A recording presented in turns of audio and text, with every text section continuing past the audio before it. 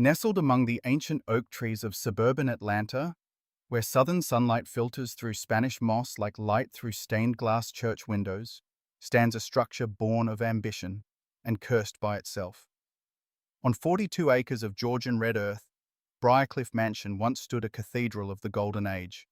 Over 40 rooms in the main building, 40 bedrooms, 10 bathrooms, an almost provocative display in a city where most families still shared a single tap. Each bedroom had its own carved marble fireplace, not to ward off the cold, but to warm pride. Marble was more than just a material, it was a statement. But in the architecture of excess always lies a prophecy. When wealth exceeds need, it begins to nurture illusion. And when illusion takes root, palaces can become labyrinths. Briarcliff was more than just a house. It was a symbol of one of America's wealthiest dynasties, an empire built from a bubbling brown liquid, once considered a bottled miracle. But every empire carries within it the seeds of decay. And on a January morning in 1931, those seeds blossomed in the thick fog. The fog descended like a shroud. The dim light made the familiar paths seem strange.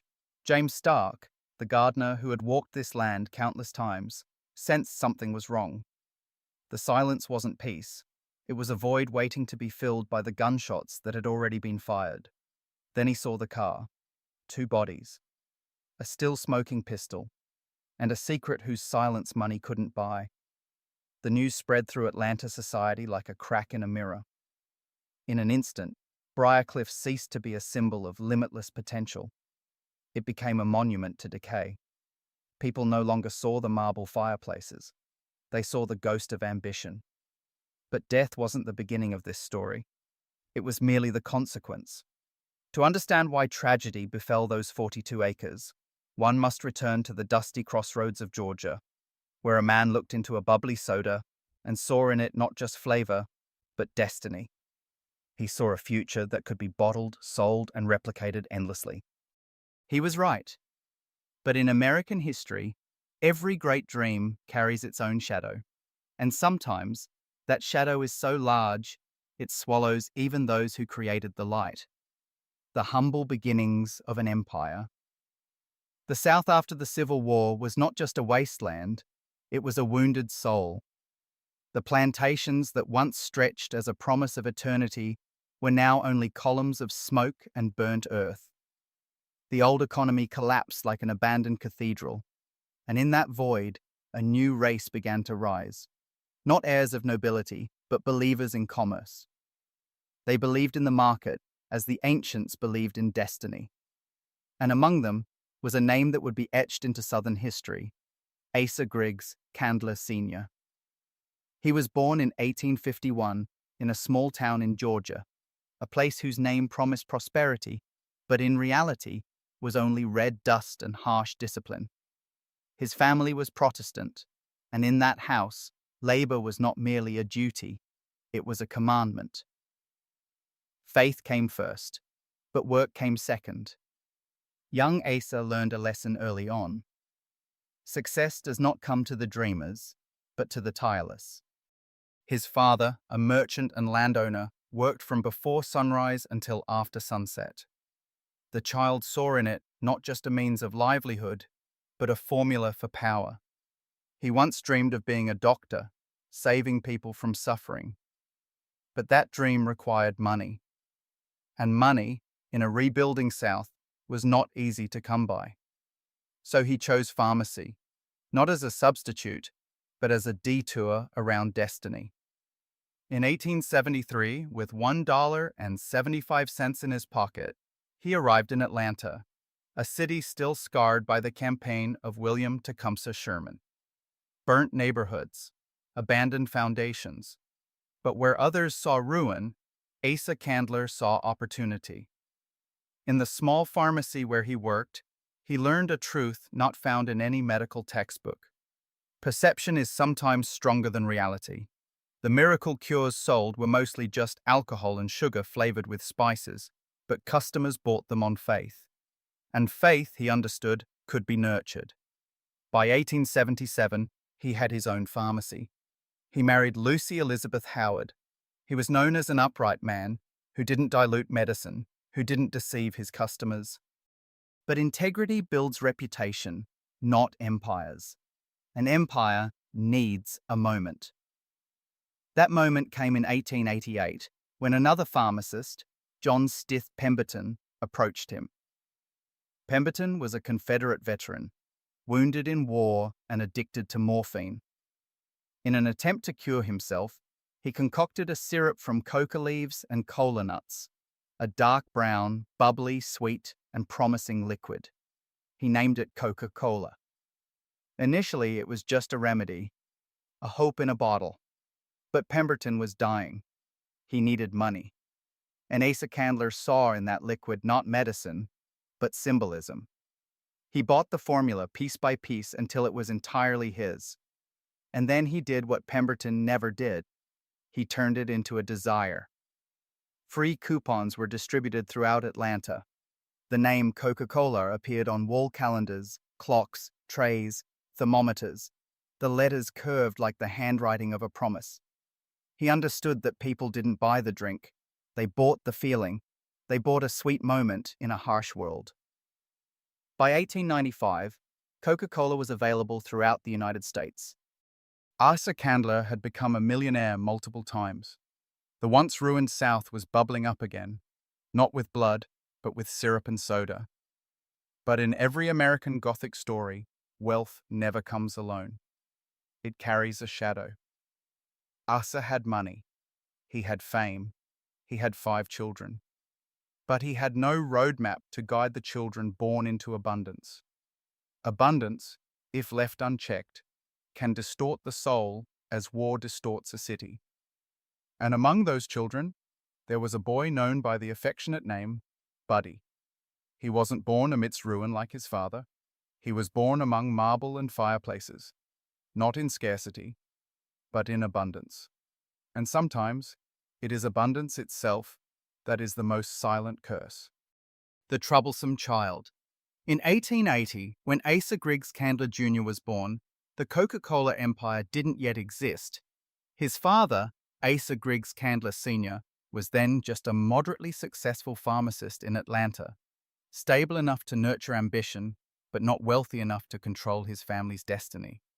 In that home, where discipline and Protestant faith were 2 unshakable pillars, Buddy grew up like a discordant note in a perfect symphony.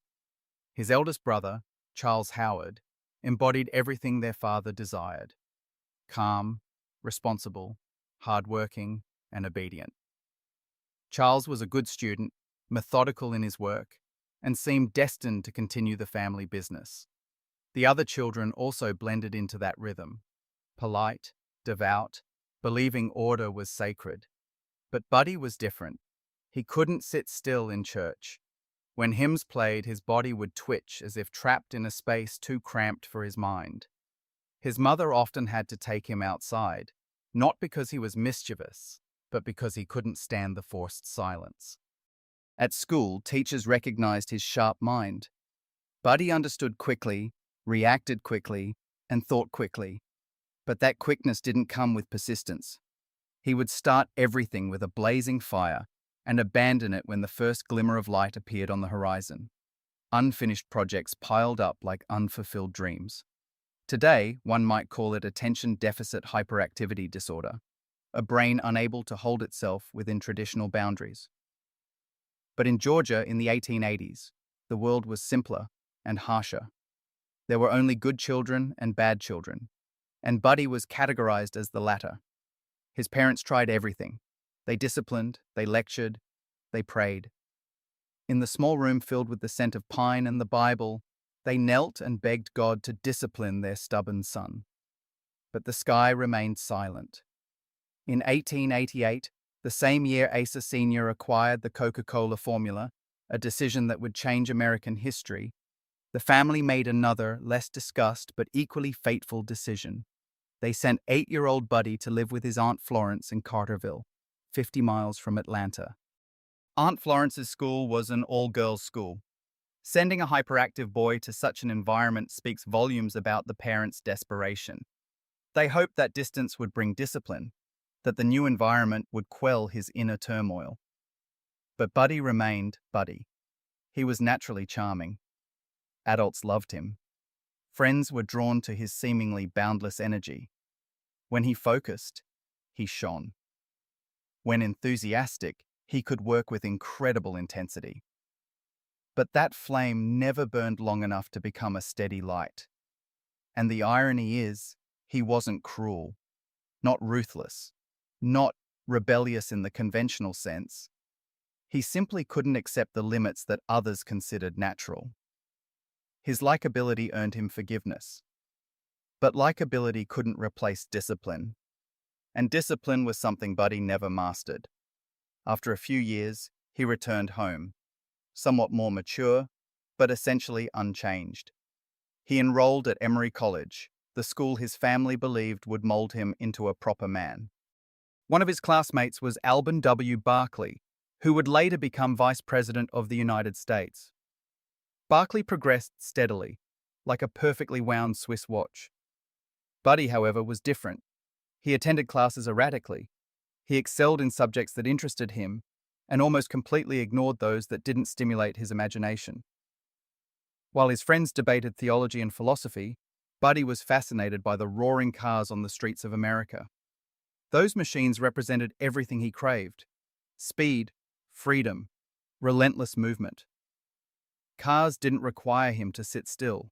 They allowed him to speed off. Perhaps that was the perfect metaphor for Buddy Candler's life, a powerful engine that never found the right brakes. After leaving school, Asa Sr. tried once more to guide his son.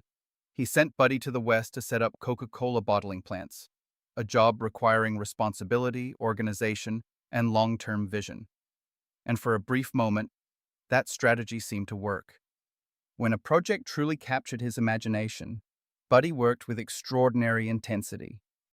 He traveled from city to city, meeting partners, solving problems, and pushing for network expansion. But it was there that the cracks began to appear. He spent money as if the future were a vague concept. He made impulsive decisions that required his father's intervention. He acted as if tomorrow would never send a bill. And amidst all of this, a deeper truth emerges. Buddy isn't incompetent. He lacks anchors.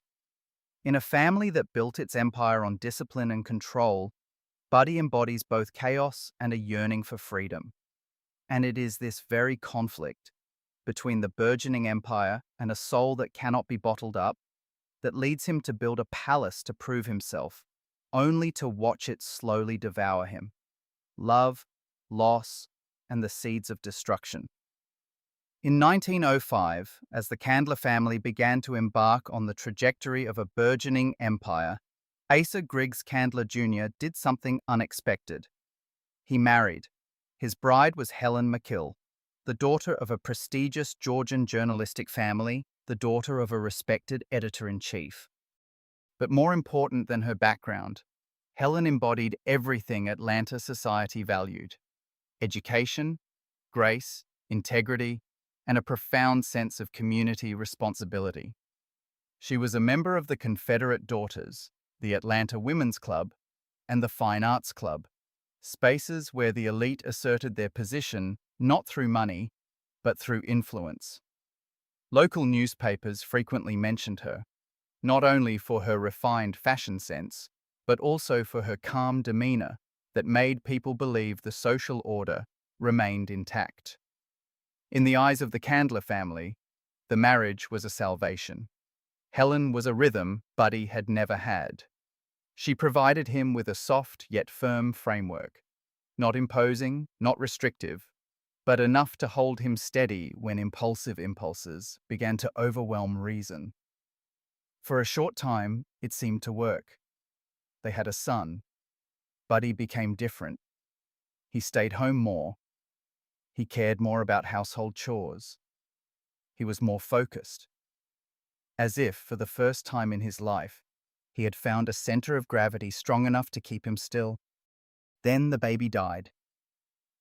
In the early 20th century, infant mortality was not uncommon. Dry statistics recorded it as a normal part of life. But statistics could not soothe the empty room behind a cradle. For Helen, The pain was a deep wound, but one with a structure to endure. Faith sustained her. A social network surrounded her. The rituals, the meetings, the prayers formed an invisible barrier, preventing her from free-falling. But for Buddy, something had shattered. He had never truly been stable. He lived on the edge between creativity and loss of control, between extraordinary energy and inner turmoil. His son's death brought more than just sadness. It erased his last anchor. Then he didn't collapse. He accelerated. Buddy threw himself into work with an almost frenzied intensity. Project after project was launched with enormous ambition. Not because he lacked ideas, but because he couldn't stay still long enough to fully feel his pain. Some people find solace in stillness. Buddy found it in movement. He became obsessed with car racing. Those roaring machines weren't just vehicles, they were promises. Speed could blur memories. Speed can overwhelm the heart.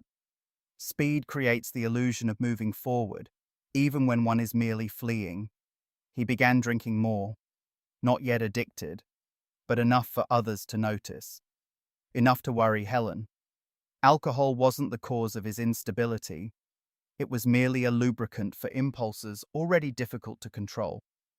Buddy spoke faster. Ideas leaped from one topic to another. Grand plans were drawn up in the night and forgotten the next morning.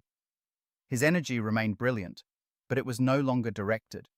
It spread like sparks in a room of silk curtains. Sadness, when not confronted, often transforms into excessive ambition. And in 1909, Buddy announced what many considered his boldest act to date. Not a small decision, not an experimental project, but a declaration. A declaration that he would not be defined by loss. A declaration that speed could conquer memory. A declaration that if he could not control fate, he would build a stage large enough to challenge it. Atlanta Speedway, a monument to speed. Atlanta Speedway is more than just a business project. It's a statement. At the beginning of the 20th century, as motorized machines began tearing through the roads of the North and Midwest, America entered a new era, the era of speed. In Indianapolis, racetracks opened as symbols of the future. The South, with its old plantations and slow pace of life, seemed to belong to the past. Asa Griggs Candler Jr. refused to accept that. If the future was coming, he wanted it to come through Georgia. And if Georgia didn't have a racetrack, he would build one. He bought land, hired engineers, ordered the design of a 2-mile oval track with daringly steep turns, enough to keep cars at consistently high speeds, as if gravity itself had to yield to human ambition. Grandstands were erected, capable of holding thousands of spectators. Technical areas were built for mechanics and drivers. Everything was done on a massive scale. For Buddy, if he was going to do something, he had to do it spectacularly. On opening day, Atlanta seemed to awaken. Racing stars from all over flocked in, bringing with them the glamour of a sport that was still very new. The press reported on every lap, every collision, every victory. Upper-class families came to watch not just for the speed, but for the event itself. Women in silk dresses, men in elegant suits, all watching the roaring machines hurtle along at speeds that just 10 years earlier would have been considered absurd. And in the midst of it all, Buddy was behind the wheel. He wasn't just an investor. He was an amateur racer, plunging onto the track as if it were the only way to feel alive. For him, speed wasn't simply entertainment. It was liberation. In 2 years, Atlanta Speedway became the talk of Georgia. But the excitement didn't equate to profit. Maintenance costs were enormous. Operating expenses were high. Although individual races might have drawn large crowds, the overall success wasn't enough to sustain it. Buddy built his dream on intuition and passion, not on market analysis. He believed in the vision, but not in the balance sheet. In 1911, just 2 years after its opening, the racetrack closed. Once again, Buddy was branded as someone who couldn't finish what he started. Someone who chased the spotlight but forgot the foundation. Someone who loved ideas more than reality. But history doesn't always align with human intentions. The land didn't disappear. Bodhi looked at the empty lawn where cars used to roar, and he saw something different. If cars could provide speed on the ground, then airplanes could do it in the sky. He renamed the place Candler Field and began to turn it into a runway. Initially, it was just a grassy field for local pilots, for mail deliveries and stunt performances. But aviation wasn't a passing fad. It was the real future. Candler Field grew. The city of Atlanta acquired it. During World War II, it became a major military airfield. After the war, it continued to expand, growing larger in sync with a world increasingly dependent on movement. Finally, it became Hartsfield-Jackson Atlanta International Airport, one of the busiest airports on the planet. Buddy Candler didn't build it with that global vision. He was simply chasing speed. But it was his impulsiveness, that seemingly disastrous failure, that laid the foundation for a global transportation hub. Perhaps that's the greatest paradox of his life. Buddy often failed when trying to succeed, and he succeeded in the places where he thought he had failed. His projects rarely brought stability, but they created movement. And sometimes in history, movement is more important than control. The racetrack collapsed, the runway took off, and from a failing racing dream, a global gateway was born, as if history wanted to remind us that not all mistakes are meaningless. The farm becomes a dream. In 1910, when the roar of Atlanta Speedway engines still echoed in the air and failure had yet to officially claim its name, Asa Griggs Candler Jr. made a quiet but fateful deal, more so than any race. He bought a dilapidated 42-acre farm on Williams Mill Road, just north of his brother Charles Calenwold's estate. The land bore a modest name, Briarcliff Farm. The name conjured images of pastures, barns, and the slow pace of rural life. Initially, that was exactly what it became. Buddy threw himself into farming with his usual intensity. Cattle, sheep, pigs, chickens, meat and produce sold to local retailers. For a brief moment, it seemed he had found a practical, tangible form of work, less glamorous than racing but more stable. But Buddy never did anything just enough. He wanted more than just a farm. He wanted a farm of the future. The cowsheds were fitted with electric lights, a near luxury in 1910. Electric fans whirred through the sweltering Georgia summer, keeping the cows cool as if they were hotel guests rather than livestock in a barn. Each cow had its own water tap, ensuring a constant supply of clean water. While many dairy farms of the time were breeding grounds for bacteria and disease, Briarcliff became a symbol of hygiene and efficiency. Agricultural experts from across the South came to study his methods. During World War I, the farm supplied milk to Fort Gordon, and military inspectors praised its operational standards. On a technical level, it was a success, but technical success was never enough for Buddy Candler. He looked toward Druid Hills, where his father and siblings, especially Charles, had built magnificent houses as a testament to their status. The family fortune continued to grow. The Candler name became increasingly associated with power and respect. And in Buddy's mind, a quiet question echoed. If my brother has Calenwold, then who am I? The farm, however advanced, was still just a farm. It produced milk. It raised livestock. It ran smoothly. But it didn't make people stop and stare. Buddy didn't want to be recognized for its efficiency. He wanted to be remembered for its awe-inspiring nature. The idea began to change shape. Briarcliff was no longer just farmland. It became a potential stage, a 42-acre space large enough to contain not just barns but ambition. He no longer wanted to build a model of agriculture. He wanted to build a manifesto in stone and brick. Deep down, amidst the bright lights in the barn and the praise of experts, Buddy understood one thing: efficiency earns respect. But greatness, or at least its illusion, is what makes people remember you. And so, on that land once teeming with cows and sheep, a new vision began to take shape. Not about milk, not about yield, but about a palace. A place large enough, bold enough, extraordinary enough to force Atlanta to look up at the hill and acknowledge that Asa Candler Jr.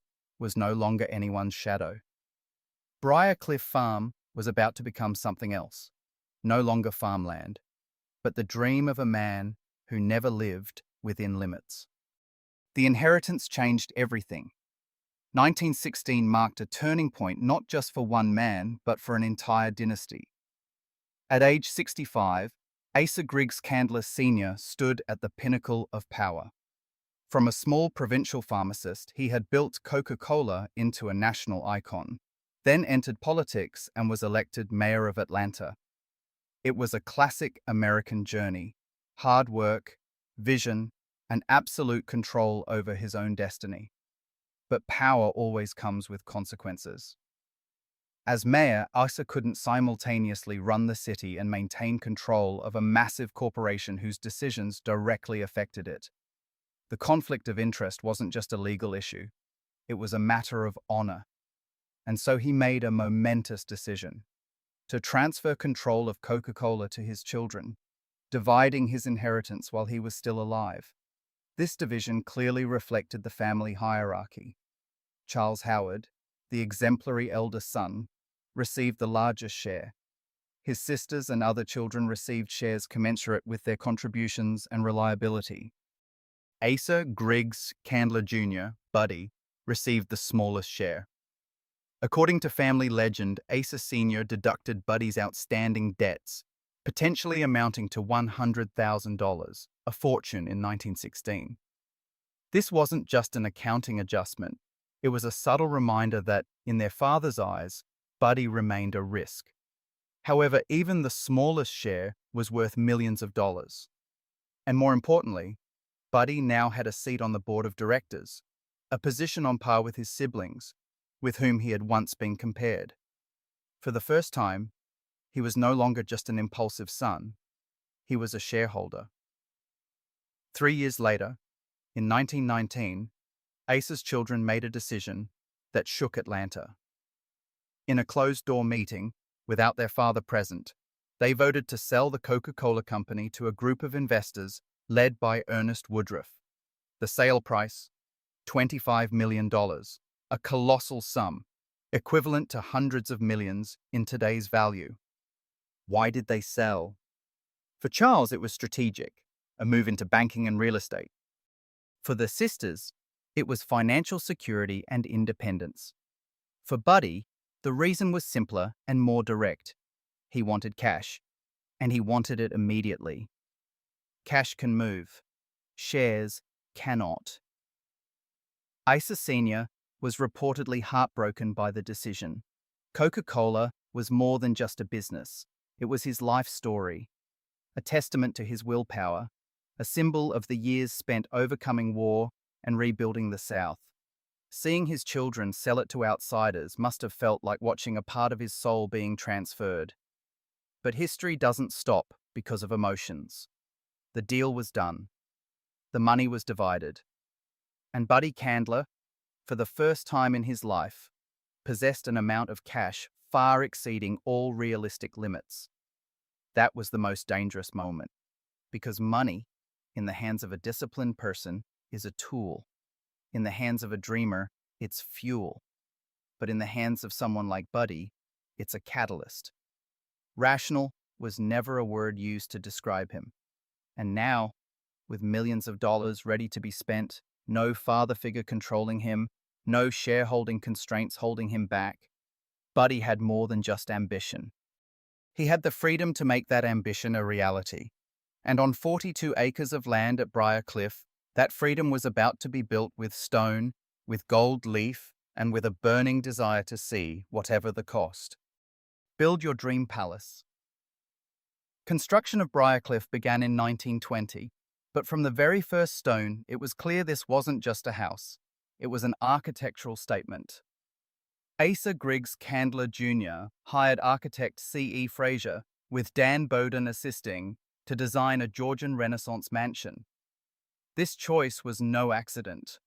Georgian Renaissance architecture evoked long-established colonial families, traditions, and generations of lineage. The irony lies in the fact that the Candler family had only become wealthy within a generation. But Buddy didn't want to be seen as newly rich. He wanted history to step back to legitimize his presence. The house, completed in 1922, boasted over 40 rooms, 7 bedrooms, and 10 bathrooms, a number that was almost a luxury in an era when many families still lacked reliable hot water. Hand-carved Italian marble fireplaces, an exquisitely wood-paneled library. The third-floor ballroom, with its 4.2-meter-high gilded ceiling, reflected the light like a cathedral of opulence. But Buddy never stopped at just being impressive. The estate became a stage. Terraced gardens, European statues, fountains, greenhouses for exotic orchids. 2 swimming pools, one private, one open to the public with a Coca-Cola bar, as a reminder that the family empire was still present in every cool sip.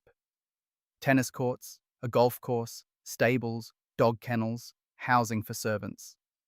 Briarcliff was more than just a place to live. It was an ecosystem entirely dependent on the wealth and mood of a man. The cost exceeded $1 million, a nearly unimaginable figure in the 1920s. But money was never a barrier for Buddy. It was fuel. Then in 1925, Buddy built what perhaps best reflected his mindset: a 3-story music room, high vaulted ceilings, carved oak walls, and a 2.7-meter-high limestone fireplace. And at the center was a $94,000 Aeolian pipe organ, one of the largest privately owned organs in the South. 88 rows of pipes, 187 knobs. Its sound could shake the windows. His father had an organ. His brother had one too, but Buddy's was bigger. That mentality was both childlike and tragic. A silent competition, stretching from childhood, never truly ended. Concerts at Dove's Hall were broadcast on WSB, turning Briarcliff into a regional cultural center. Buddy taught himself to play, his passion more than technique, filling the nights with sounds that were sometimes majestic, sometimes chaotic. Then he brought the wild world to Georgia. Briarcliff's private zoo became legendary. Elephants named Coca, Cola, refreshing, delicious. Bengal tigers, black panthers, lions, bears, exotic birds, gorillas, creatures most Georgians had only ever seen in paintings. By day, they were a wonder. At night, their roars echoed through the surrounding lands, reminding neighbors they were living next to a dream too big. From the outside, Briarcliff is a 20th century paradise. But inside, it remains an unanswered question. Can luxury heal the wounds inflicted by loss? Or is it all just an attempt to build a palace large enough to drown out the echoes of one's own heart? In the 1920s, America still viewed gorillas as living legends.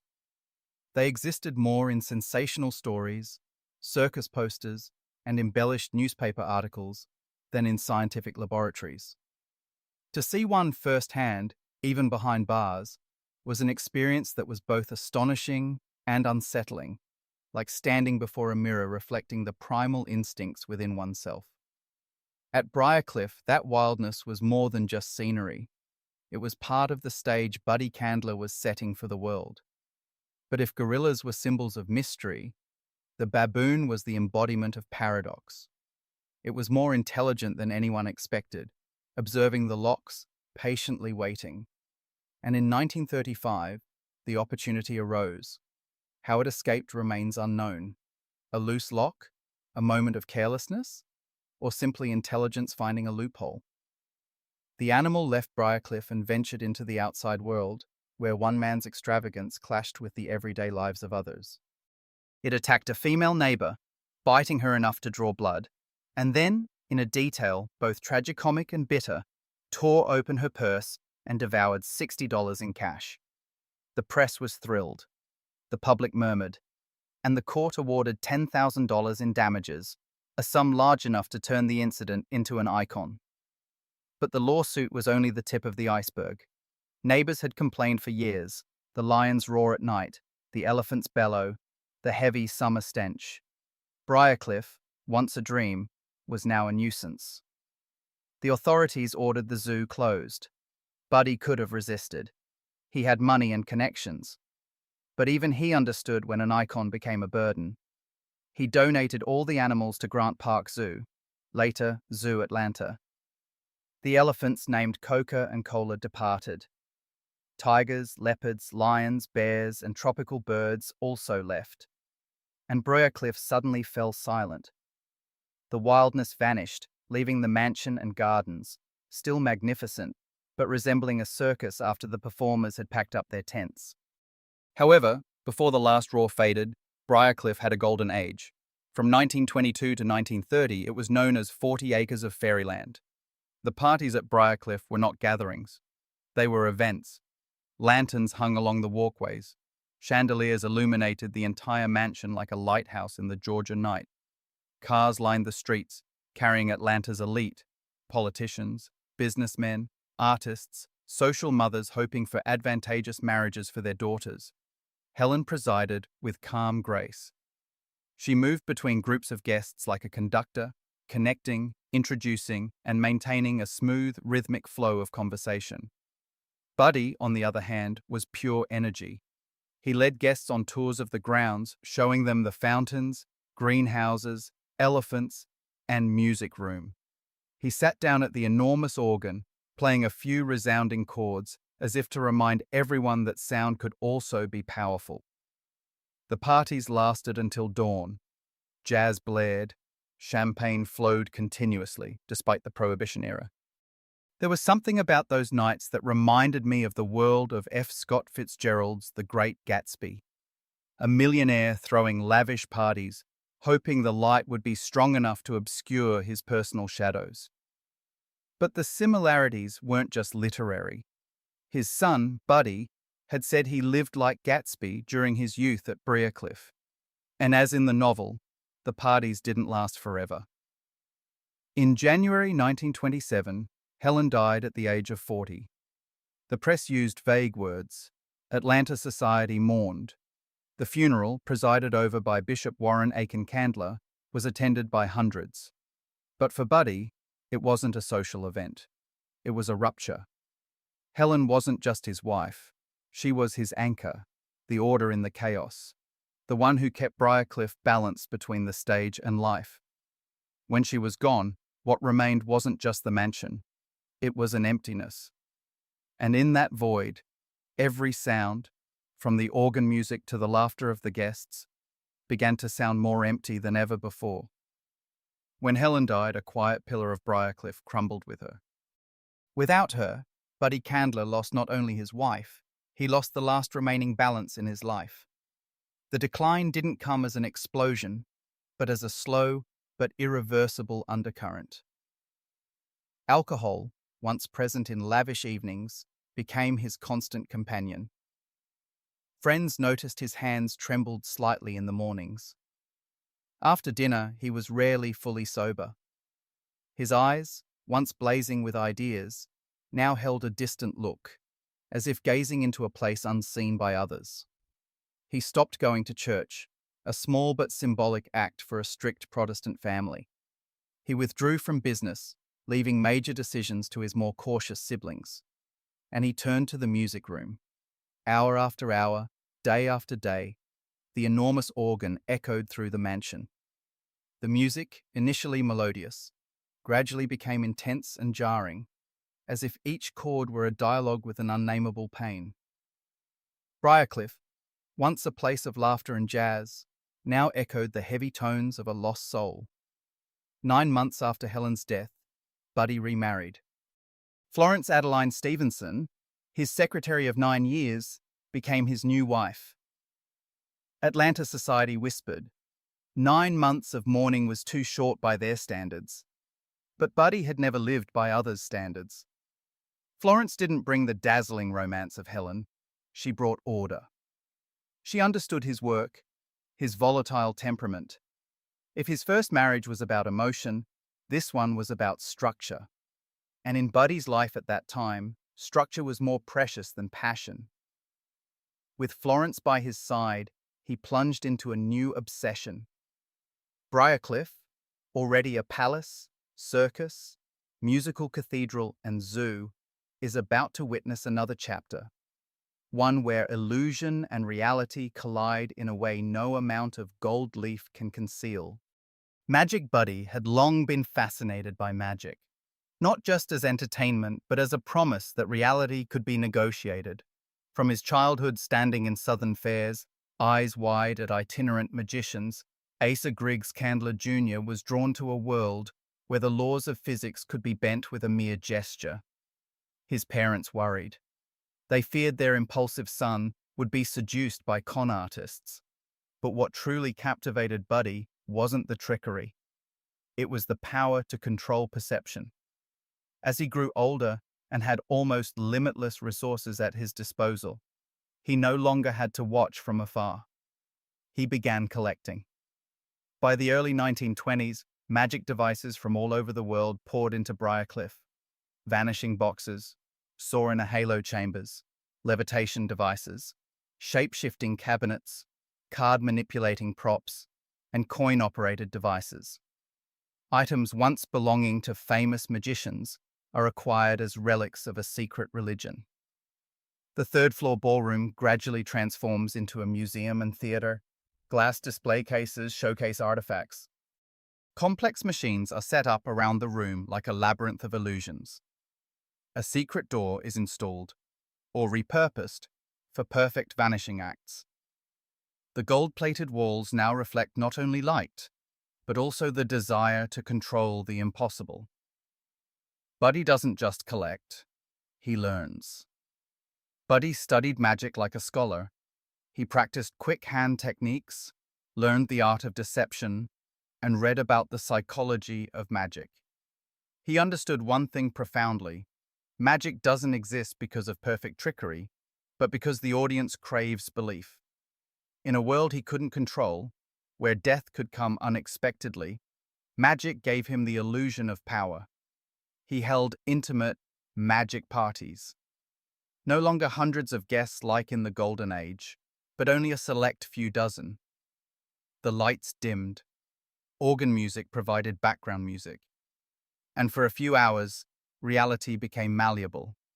Famous magicians like Harry Blackstone Sr. performed there, levitating women, making doves appear out of thin air. Buddy once claimed to know Harry Houdini, the greatest icon of modern magic. Whether they actually met or not, that connection reflected what Buddy wanted to believe, that he belonged to a world of those who could escape the shackles of reality. In the last few years of the 1920s, Briarcliff was more than just a lavish mansion. It was a theater of wonder. But there's a profound paradox here. A man who built an empire from a soft drink, then a palace from marble, then a zoo from wildness, and now a world from illusion. Perhaps it's a final attempt to prove that loss can be deceived, that if we're clever enough, creative enough, we can make pain disappear like a coin in the palm of our hand. But magic, in the end, only exists for the moment the audience agrees to believe it. And when the lights come back on, everything is still there. Then one day, amidst gilded rooms and perfectly orchestrated illusions, Buddy Candler met Jose Cruz, and Briarcliff's axis began to shift. History doesn't record the exact moment they met. Perhaps it was during a trip to the Philippines, perhaps for work, perhaps simply out of curiosity. But what is certain is that Buddy saw in the 24-year-old magician from Manila more than just talent, but promise. Jose Cruz was young, handsome, and possessed a stage presence that took the audience to their breath. He carried within him the traditions of East Asian magic blended with Western techniques, a hybrid style both subtle and bold. For Buddy, who always sought the unattainable, Jose was more than just an artist. He was a gateway to a deeper realm of magic. And so the invitation was extended. For Jose, it was an unbelievable opportunity. America, a lavish mansion, a wealthy patron. In April 1925, he landed in San Francisco on the SS President Taft. then traveled by transcontinental train to Atlanta, a geographical journey, and perhaps a fateful one. At Briarcliff, Jose was given an apartment above the garage. He became a magic tutor for Buddy, the principal performer at parties, the maintainer of the intricate mechanisms of the vanishing cabinets and transforming chambers. In the years that followed, he was more than just an employee. He was the lifeblood of the performances. He taught Buddy the art of deception, the patience of his hands, and most importantly, how to make the audience want to believe. In the Atlanta magic community, Jose gradually became a respected name. He shared his knowledge with other magicians, understanding that secrets could be exchanged within a circle of trust without losing the magic. But beneath the spotlight, invisible lines still existed. Atlanta in the late 1920s was not a neutral place. Filipinos occupied an ambiguous position in the Southern racial stratification system, neither fully belonging nor conforming to a fixed pattern. Jose was welcomed for his talent, but that acceptance always came with conditions. And then he met Gladys Frises. She was a local girl, middle class, not part of Briarcliff's upper class, but not on the fringes either. What transpired between them is not clearly documented. All that is known is that they were together, and she seemed to consent. Her family worried, perhaps because of the racial differences, perhaps because of Jose's status as an employee of a powerful family. Those worries reflected the era more than they reflected the two specific individuals. On the evening of January 17, 1931, they went out together. There was no sign of violence, no public warning. Sometime during the night, their car stopped at the southern edge of the Briarcliff estate, near the practice range where Buddy usually honed his skills. A secluded spot. Dense trees. A thick fog descended like a stage curtain. What happened during those hours? Was it an argument? A desperate decision? A suicide note written beforehand? Or just a moment of uncontrollable emotion? History doesn't answer. It leaves only 2 gunshots in the fog, 2 lives lost. And with it, the illusion of an impenetrable Briarcliff shattered. Magic, after all, can make a coin disappear, but it cannot erase the consequences.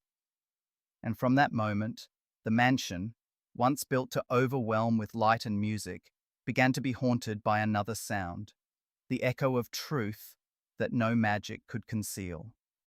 The discovery. The morning of January 18th, 1931, began like any other morning at Briarcliff. James Stark, the estate caretaker, walked through the thick fog. He had done this job for years, knowing by heart every path, every row of trees, every hidden corner where curious youth might sneak in. Dawn, inspection, report. A steady rhythm, in an estate that had once lived by much more vibrant rhythms. As he approached the golf course, he saw the car. At first it was just annoyance, maybe an intruder, but as he drew closer, the feeling turned to unease. The car's windows were fogged from the inside. There was no movement. Fog clung to the car like an unlifted stage curtain. Inside were 2 bodies. Jose Cruz was in the driver's seat, his head tilted to one side. Blood had dried on his temple. On his lap lay Gladys Frises, his body motionless as if still reaching out to him in his final moments. 2 gunshots, a cold morning, and an estate that would never be the same again. The police arrived. Evidence was collected: an ivory-handled pistol, part of Buddy Candler's collection, a suicide note detailing a mutual agreement to die for love. But the letter did not stand up to the light of the investigation. The handwriting matched Jose's. Only 1 spent cartridge was found. The coroner concluded Jose had killed Gladys and then committed suicide. The romance was stripped bare, leaving behind a far more stark truth. Briarcliff, once the stage of magic and elephant parades, was now a crime scene. The magic tricks had lost their charm. They reeked of deception. Buddy was not charged. There was no evidence he knew anything about the gun or Jose's intentions, but innocence could not erase the stain. The questions lingered. Was it a fit of rage? A cold-blooded plan? A mind slowly crumbling without anyone noticing? History offers no answer. It only records 2 deaths and a prolonged silence. After the incident, the parties ceased. The ballroom fell silent. The organs ceased to play. Buddy, already drowning in alcohol since Helen's death, became even more withdrawn. The palace built to impress had become a monument to loss. The loss of Helen, the loss of illusion, the loss of the belief that money could dispel darkness. Then came the Great Depression. The market crashed in 1929. Wealth suddenly had limits. Coca-Cola, under the Woodruff family, continued to thrive. A 5-cent bottle still sold during the hardships. But the Candler family no longer controlled the company. His father, Asa Griggs Candler Sr., died in 1929. For Buddy, it was both liberation and alienation. The expectations that had weighed him down vanished, and with them, the structure that had kept him grounded. Alcohol ruined him. The garden was overgrown. The pool still sparkled, but the surrounding grass was thick. The tennis court was cracked. The palace was aging before its owner. Florence tried to maintain order, but she wasn't Helen. The glorious balls would never return. Ironically, Buddy found purpose in the cemetery. He threw himself into running Westview Cemetery, overseeing the construction of massive mausoleums, designing exquisite monuments, and meticulously attending to every detail as he had done with Briarcliff. The man who had built palaces for the living was now building palaces for the dead. There was a profound paradox there. In the late 1930s, he gave up alcohol. Sobriety didn't return the property, but it brought belated clarity. He realized the palace, once a statement, was now just a burden of taxes and expenses. In 1948, the government bought the land to build a veterans' hospital. Buddy received less than its true value, a humble end to a lavish dream. He moved into the Briarcliff Hotel penthouse. The world narrowed to 40 rooms. On January 11th, 1953, Asa Griggs Candler Jr. died at the age of 72. He was buried in Westview, in a mausoleum he designed himself. A friend said, "He never did anything small," and perhaps that is the most accurate summary. Buddy lived big, loved big, spent big, built big, and failed big. The Briarcliff was built to prove a man's worth, but in the end, it proved something else. No palace is big enough to hide pain. No magic is powerful enough to reverse fate. Act 10. Rebirth and Transformation. In 1953, just months after Buddy Candler's death, the federal government took over Briarcliff and transformed it into the Georgian Clinic, the state's first alcohol rehabilitation facility. The irony was almost perfect. The mansion, built with the money and party money of an alcoholic, now became a treatment center for those battling their own addiction. Rooms that once echoed with organ music and laughter now witnessed silent struggles with trembling, guilt, and fragile hope. But that wasn't the final transformation. In 1965, the site underwent another transformation. The Georgia Institute of Mental Health built a massive modern tower and surrounding annexes, connected by a system of underground tunnels. Those corridors, cold and dimly lit, would later nurture countless legends. For 3 decades, from 1965 to 1997, the place that once hosted a prom became a psychiatric hospital. False ceilings were installed. The precious hardwood floors were covered with industrial carpets. The ballroom was divided into treatment rooms. The enormous organ in the music room was dismantled, each pipe removed from its position as if music itself had to retreat. Layer by layer, luxury was buried under the demands of medicine. And in the rooms that once reflected the chandeliers, thousands of people endured the darkest hours of their lives.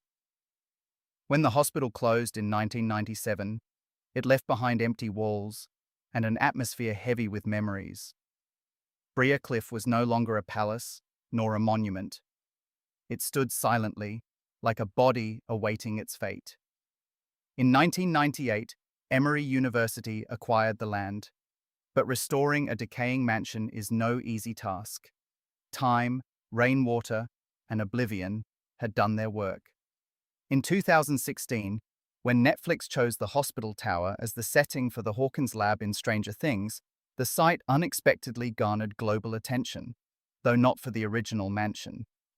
While the public focused on the dark corridors of the film, a small group of conservationists like Charlie Payne and writer Sarah Butler quietly fought for the original building. They documented its history, called for restoration, and reminded viewers that behind the concrete and somber memories stood a structure that had once been an icon of an era. Then in 2022, hope returned. Emory University brokered a lease agreement with Gallery Living. The new plan wasn't to demolish, but to restore. The mansion would be reborn as an event space and community centre located within a senior living complex. Artisans began their work, the roof was repaired, water-damaged plaster was replaced, the carved wood panels were cleaned, the marble fireplace is revealed from beneath the dust of decades. Briarcliff, once home to millionaires, then to psychiatric patients, is now preparing to serve those in their final years. History has a way of transforming original intentions into something entirely different. Buddy Candler built the palace to prove his worth. He wanted to be seen, recognized, remembered. He succeeded, but not in the way he imagined. The mansion has lasted longer than its builder's ambitions. It has accumulated meaning through each transformation, from a lavish stage to a treatment center, then to a heritage site in need of salvation. Today, driving through the DeKalb district, one can still see the spires rising from the trees. Visitors can step into the restored music room, walk through the ballroom, and stroll through the gardens that recall the original design. Occasionally, staff members recount strange sounds, doors opening by themselves, footsteps in empty hallways, melodies echoing from the past. Perhaps it's just imagination, or perhaps it's history reminding us that places are never truly forgotten. Asa Candler Jr.'s true legacy isn't the racetrack, the business deals, or the parties. It's Briarcliff, a dream too big to fit in a lifetime, a structure weathered by time but refusing to disappear. There are dreams that shatter and fade into oblivion, but there are also dreams born of pride or despair that find a second life through the hands of history. Briarcliff still stands, no longer the palace of a man, but a witness to a deeper truth. Ambition can fade, people can fall. But structures built from both light and shadow, if durable enough, will tell their story longer than anyone who ever lived in them.